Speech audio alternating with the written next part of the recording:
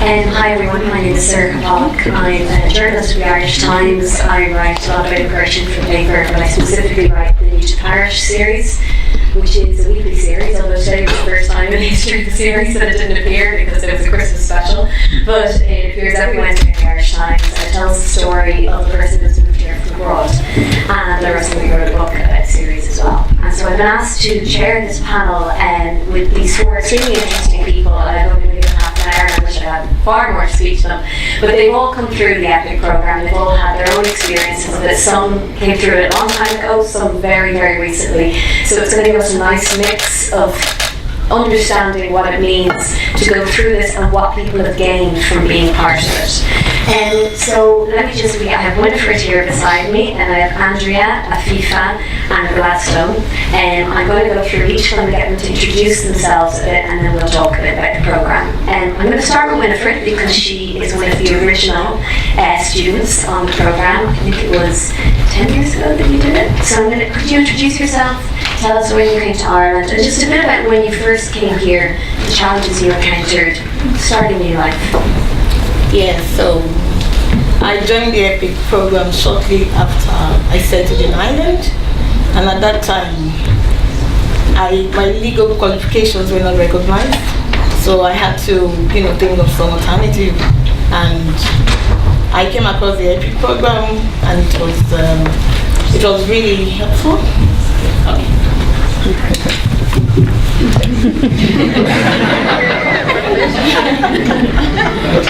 Can you hear me now?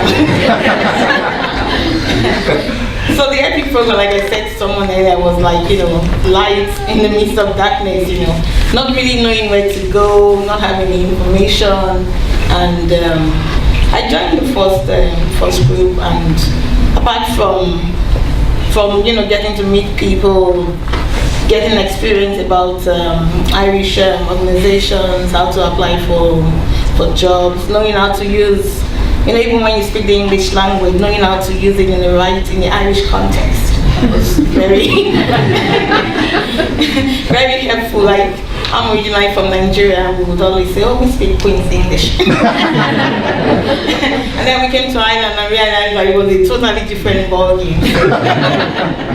So, shortly after I got a job through the EPIC program, and at that time, I think the highlight for me was that I didn't just get opportunity to work, it also came with housing, because that was a problem for me. You could get a job and not be stable without accommodation. Talking about the homeless crisis today, so that for me was really the highlight. And I had a young daughter. It also came with childcare at the time. Things are very much different now. So we didn't have all these partnerships with Bank of Ireland, with Microsoft and all these other companies. So it was pretty much yourself and the employment officer guiding you. So it was really great. I got my first job, and at some point during the recession, I became unemployed, and I came back to EPIC, and I just walked in. It's like a lifetime relationship at this stage, yeah. So, and I went into education. I got a BA in Development Studies from Kimage Development Studies Center, which is now part of University of Maynooth. And I went on to UCD and also got a master's in international development. And today I work with Irish Aid in the Department of Foreign Affairs as one of the international development professionals.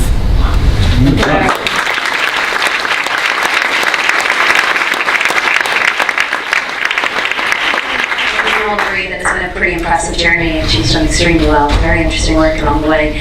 Andreea, you were working in Romania, and then you lost your job, is that right? And then you decided to go abroad and try something new.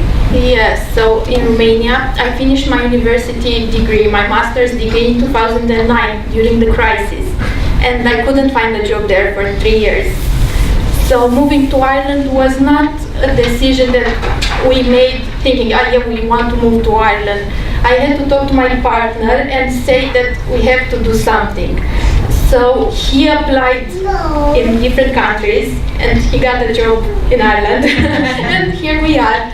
But we moved like this without having a plan. But we made Ireland our home. We actually bought our house this year, which you were talking about homelessness and all these things. Yeah, so we were happy to buy a house this year, which I know it's impressive. Yeah, so we made Ireland our home. But of course, like everyone, you have obstacles when you move to a different country. You don't know maybe the language. For me, the accent was worse than the language. For example, I cannot recognize accents from different regions of the country. Everything sounds the same for me. So yeah, the accent was like this. But then the people here, I think they are always smiling and helpful and funny. Yeah, people are very good in Ireland, and I think they embraced us. Where they are smiling and nice 11 months a year, but in December, no. In December, no, in traffic, everyone is crazy. And in shops. So the Irish people embraced you and that they were welcoming, but what about actually, because you say you came here because your partner had a job, what about setting up your own life here? Yeah, so in my first year here in Ireland, I couldn't find a job, and I applied so many times, but I didn't know how to apply. Maybe my CV wasn't good, my phone skills weren't great. For example, someone called me for an interview and they asked me, so what were your tasks in your previous job? And I didn't know what to say, and I said, well, normal things. I didn't know that you have to repeat the same things, that you have to talk about your tasks and just be confident and speak only the best about you. So I didn't know these things, and I said normal things, and it was probably the quickest phone call ever, in 2 minutes. Yeah, so I couldn't find a job. I didn't know these things, but then I went online to see why I don't get interviews, what's happening with me, what's wrong with me. And I found out about this EPIC course, and yeah, I applied, even though 6 weeks seemed like a long time. I don't know what's for you, but 6 weeks only to write your CV. I was thinking, that's not okay, it's half an hour. But yeah, it was more about building your confidence and about meeting people from other countries and collaborating, and all those icebreakers that we did in the course were so good, and so you see the collaboration between people from different countries, and for me it was a great experience. It was really, really good to be in America 4 years ago. So after that, yeah, everything's changed. I found a job in Microsoft, then in Citibank right now, so everything's changed after that. Everything. You raised a really important point actually about confidence, and yeah. I think that employment is something that those of us who are in employment can sometimes forget that when you don't have a job, you immediately lose your confidence. So I wanted to ask Afifa, when you arrived and when you were starting over here, how did you build up that confidence and feel strong enough to go for positions? Thank you. Yeah, it took a long time because I moved in Ireland 2008 with my husband, and I was dependent visa 3, stamp 3, so I couldn't apply any job. But I applied, but always got negative response due to residence status.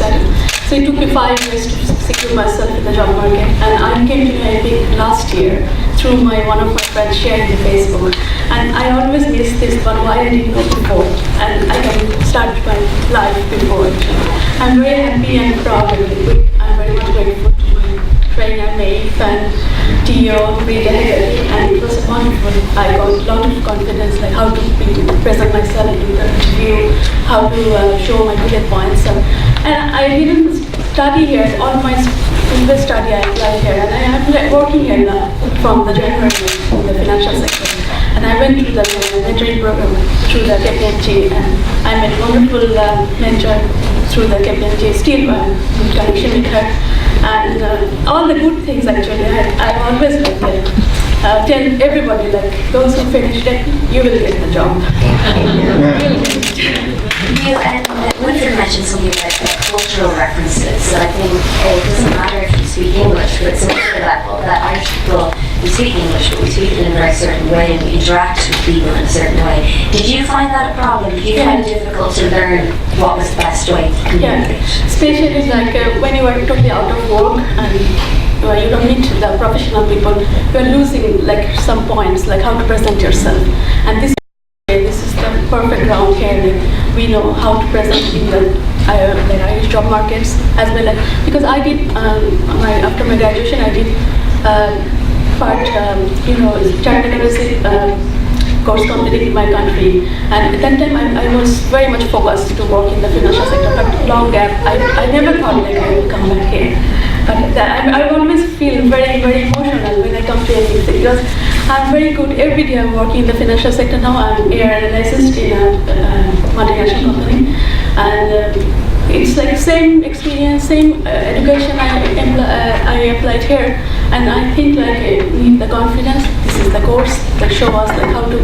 Even when in my course time I asked my friend or Nate like how I tell like my long gap. She said, just no, like you have your experience, you have your education, that is your everything actually, and it just really helped me to boost up myself. And I followed whatever they gave me suggestions, whatever my mentor and the AKP gave me suggestions, and it helped me a lot actually. Now I'm working. Great, thank you. Gladstone, I'm going to come to you now. You are currently, so you're one of the most recent participants and you're currently looking for work. Can you tell us a little bit of background about how, I know you came here as an asylum seeker, but you were working and then you lost your job, and it's the journey back into employment that you're going through at the moment.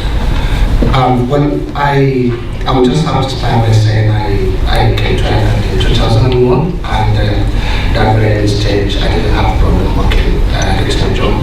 I worked with a company and worked with IBM for 27 years, but when IBM moved to Singapore, then most of us moved to Singapore with the production department, so we had let go, and then from there I started having a problem looking for a job.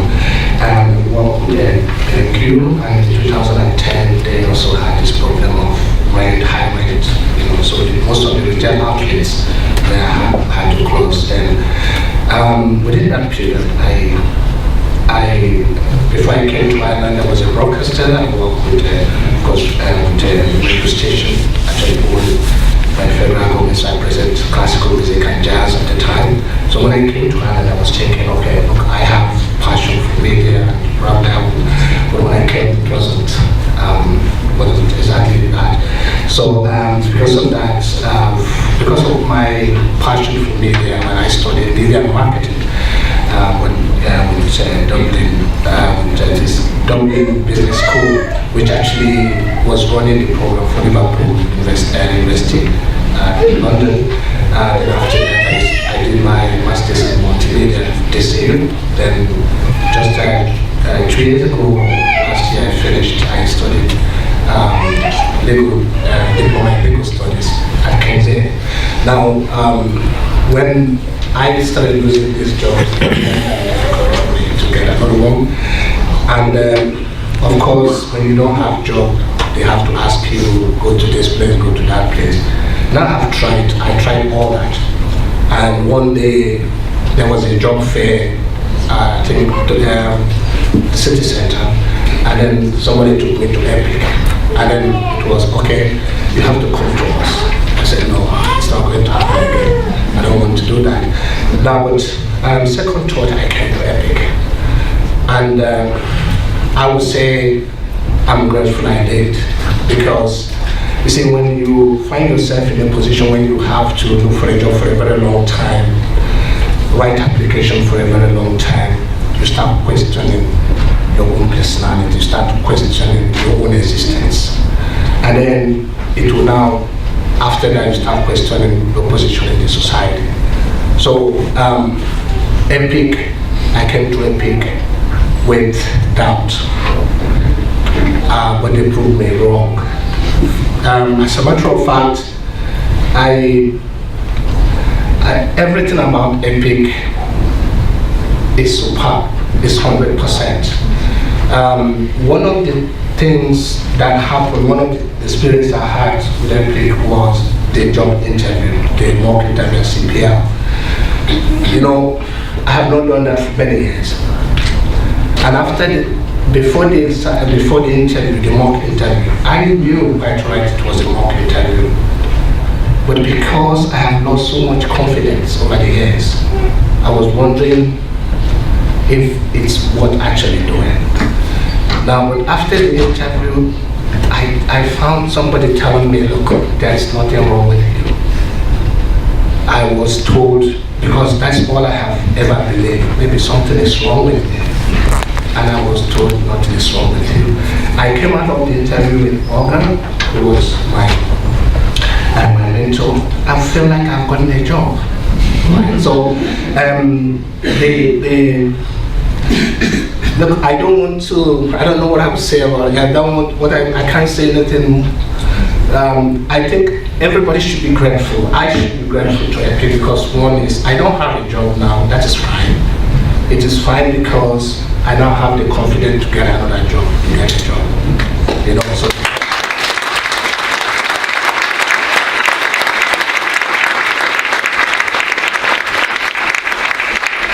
There was something you mentioned there which got me thinking about something that the Minister mentioned, an ESRI report which came out a couple of weeks ago, which talked about the fact that employment among African nationals, unemployment is much higher than among not only Irish nationals but other foreign nationals who come here looking for work. And I wrote about it, and I did a piece where I spoke to quite a few people about it, and I'd really like to hear your thoughts and Winifred's thoughts on whether you think your own personal experience of discrimination in this country, and for all the people who are here today and the companies who are here today, what can be done to change that? Because I believe that most people really want to change that, and I would hope they would, and I think I'd like to hear what your thoughts are, and I mean I put it to the whole panel as well. How do you change any kind of unconscious bias or discriminatory thoughts that exist that some might not even realise that they have? How do you change that? Well, I read a couple of research to start with. I mean, the latest research attributed lack of African community ability to get a job to so many factors. For instance, perception of low productivity, perception of kind of lack of or inadequate, human capital. Now, but I think one of the factors or characteristics that drew my attention was the idea was this lack of understanding of Irish employers about African community, people from African community. Now, I do know that people run business to make profit, but I do remember, I think it's Bill Gates that once said that he liked to give lazy people job because they always find a good way to do it. Now, the thing is, I'm from African community. I'm not too sure that we are being understood by the employer, because most of the time there's this stereotyping. If you don't know somebody, you can't say exactly who that person is. And that's the problem we have. We are not being given opportunity. I have a son, and he's born here. As a matter of fact, he thinks in English. So obviously he thinks in Irish English. Now, but there's something I told him. I said, when you walk along the streets of Dublin, having your hair cut in a particular way, and the news is going already in RT, or anywhere else, that a shipload of migrants have just docked its plane somewhere. I said, anybody that saw you on the street immediately will say, these are the kind of people who are already just coming in, okay? Because they don't know you. Unless they move close to you, you'll be able to prove, look, I'm an Irish citizen, I was born here. So my belief is that the Irish employers should try to be a little bit patient. You see, when somebody is 25 years old and leave his environment, 25 years at 25, 30, 40, it is very difficult to actually adapt immediately. It's something that he had to adapt gradually. But I tell you, we are hardworking people. I'm a hard-working person, and maybe we could have cultural differences. For instance, like I always say in every forum, where if I talk to, we have a high-pitched voice. So each time we talk to somebody, people think we are aggressive, we are quarreling. No, it's not. That's just the way we are.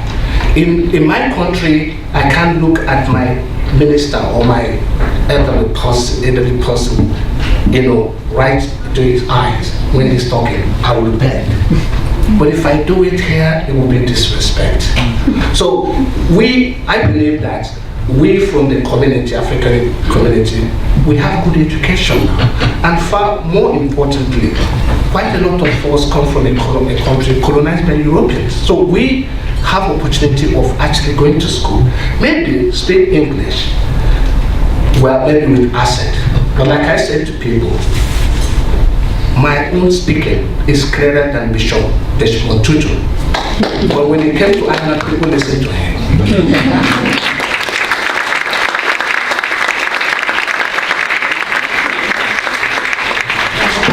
Very much. I want to just ask you all about why you think employment is so important in creating a more integrated society. Ireland is becoming increasingly diverse. This has happened very quickly in this country in the past 10 to 15 years. It's a really interesting time to be in this country and to see how it's developing.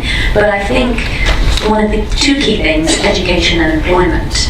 And for people who are looking for jobs, in your opinions, is that a vital aspect of creating a unified country? So I can speak from my experience. Where I work now in Citibank, we have, I think, over 50 different countries there. So it's a huge diversity. But I also noticed that when Irish people work with us, they actually are more open about this idea of immigrants. For example, all my best friends in Citibank are Irish. We always go together to get water. So by working with us and by knowing us, they can be open and just understand us. I didn't feel discrimination sort of thing, but it is like in Ireland, I lived before another European country, and I can compare myself like 2 European countries, and I feel very comfortable in Ireland and very positive. That's why I always wanted to look for a job. And due to I had education, so I always wanted to come back to the job. And after to get the job and to working with the colleagues, I first thought like I couldn't be involved with them very nicely, but it's not the way. Irish, my boss, my manager is Irish, and the director also Irish. They're always very welcoming, and they create an environment like all immigrants should be worked like all are same. There's no difference here. All are same. So I feel very good. I didn't feel any bad. And here I can also add one, if I can add something very quick. Sometimes we think that we might be discriminated, but maybe if I was in this situation, but I took a step back and I noticed that people sometimes are just mean and they don't have something personal against it, they are just mean. Yeah, really, I don't want to use bad words, but sometimes, they are the same with Irish, with German, with everyone, not only with me. Exactly. They are mean. If you don't mind, I'd like to add to the position of the Sub-Saharan Africans. So, in the public service, we have accepted that public service is not inclusive enough. So, in DFA, we have an equality and diversity working group where I lead on race. And last year, for the first time, we had a Black History Month event, which I organized. We had a second one this year. And the sole aim of these events is to create this platform where African Black people can engage with mainstream Irish society. So rather than, if somebody is talking about our situation, we actually get to tell our own story. And we would regularly engage with the Department of Justice, the Office for the Integration of Migrants. It's a work in progress. We're engaged with PASS as well.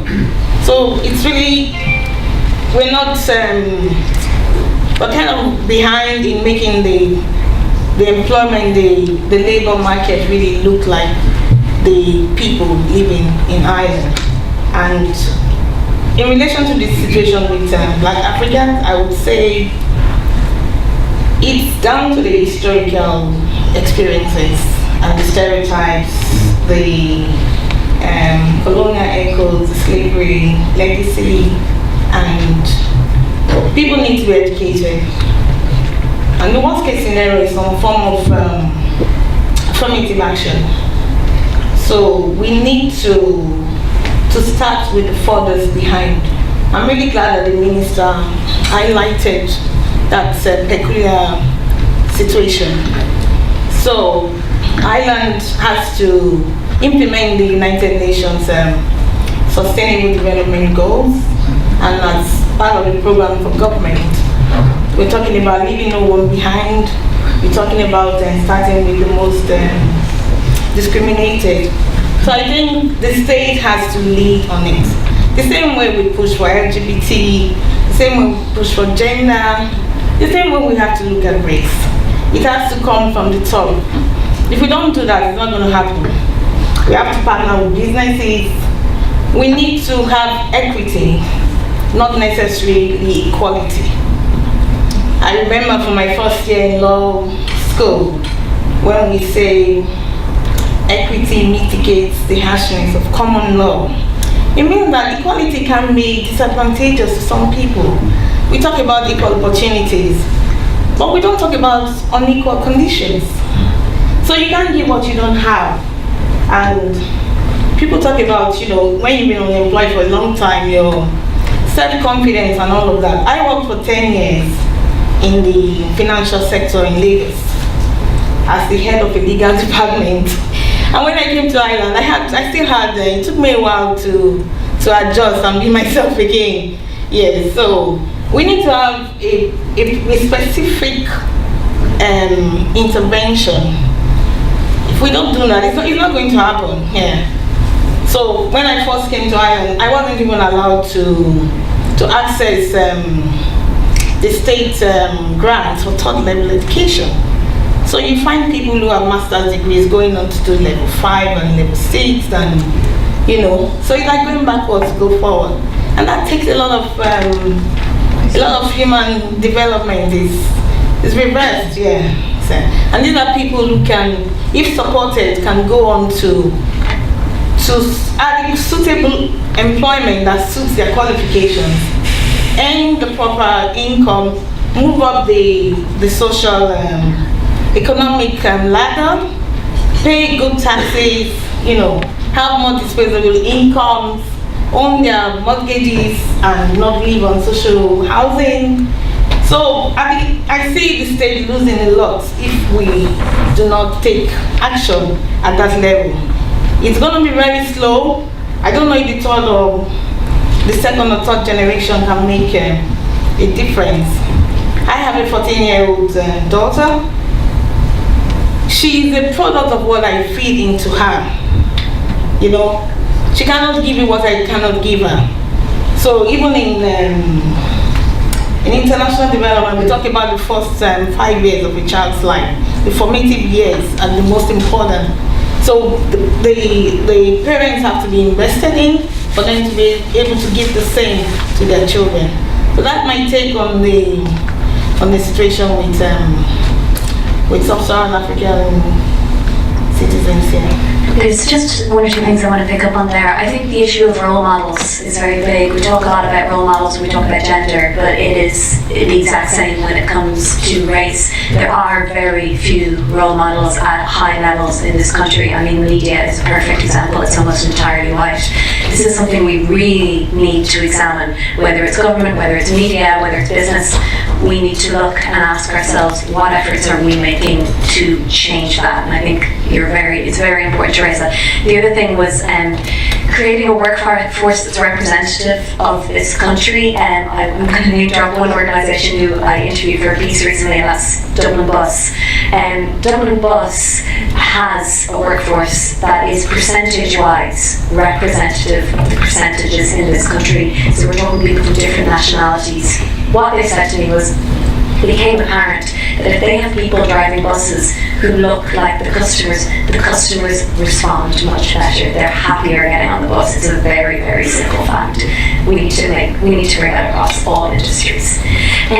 Before we finish up, I just want to ask you all one very quick question. There's a whole lot of graduates sitting here today, and I wonder if you could all just give them one short piece of advice as they finish up with EPIC and they move forward looking for employment. I would say they keep continuing the relationship with EPIC. It's a lifetime one.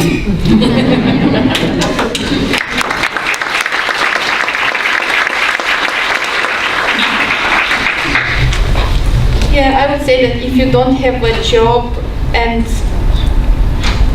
when I was in your position, if someone would have said this to me, I would have punched them in their face. But really, things will change in the end. For example, earlier today, someone contacted me from one of the groups that finished maybe last year or 2 years ago, saying that she found a job finally. So things will change, even if it takes 1 year or two. It's so fun.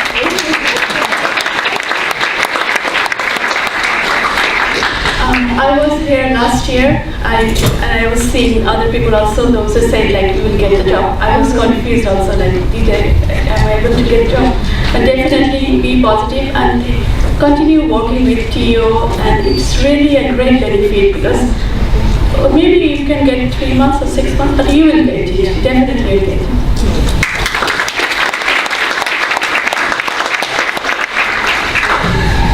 Well, I don't know, when you don't have a job, I think that person someone who don't have a job, I don't know how it sounds. But what I will tell you guys is, listen, the EPIC is, if you come to EPIC, you come to the right place. If there is there's nothing EPIC can do for you, they can always put a smile on your face and give you that hope, okay? And once that is done, your problem of not having a job is reduced, and then you can fight on and get a job.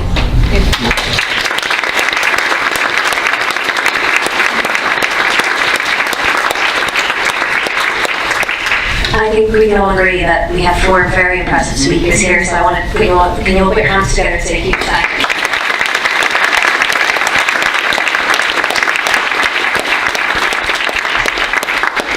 Congratulations to the graduates.